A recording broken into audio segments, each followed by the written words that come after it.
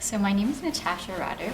I'm a postdoctoral clinical researcher over at the University Health Network, specifically at Toronto Western Hospital. I started my PhD evaluating the neurophysiology of mental health disease, specifically looking at schizophrenia patients, obsessive compulsive disorder patients, and depression patients. I then was really interested in learning more about the brain, and Parkinson's disease is a brain-related disorder.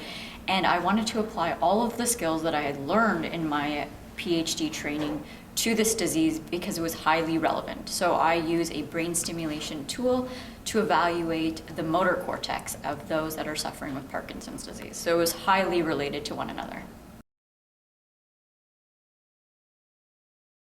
So definitely my PhD supervisor served as a mentor to me.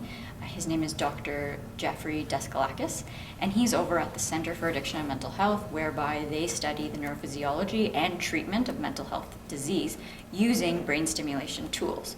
So these tools have the ability to not only treat the brain, but also use it as a diagnostic biomarker. And so this is where my interest lies, is more in the biomarker side of disease, and specifically brain disease. And so he served as a mentor in that regard. And then now my current supervisor is a mentor with regards to the Parkinson's side. And I'm able to use the neurophysiology that I learned in my PhD and now apply it to a new disease that I'm learning constantly about, and using these techniques with transcranial magnetic stimulation that my supervisor uses to study the brain of those that are suffering from Parkinson's disease in a clinical trial setting. So the goal of my work is to be able to study Parkinson's disease patients on and off medication. And the idea behind that is to be able to see if there is a biomarker for this disease and to see how the medications are impacting the brain.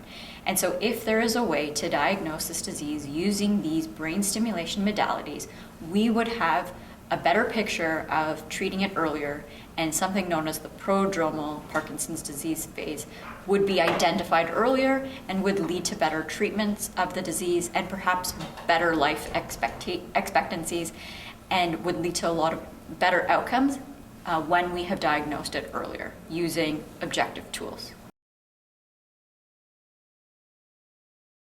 So currently I am in postdoctoral clinical work, and this is heavily based on research funding, and usually these positions are only available if there is funding available. And the application process is such that you need to come into a research setting with external funding. So there is a lot of pressure for graduate students as well as researchers to apply for research funding, and you can get this from numerous sources such as donors, non-for-profit organizations, the government. However, they are highly competitive.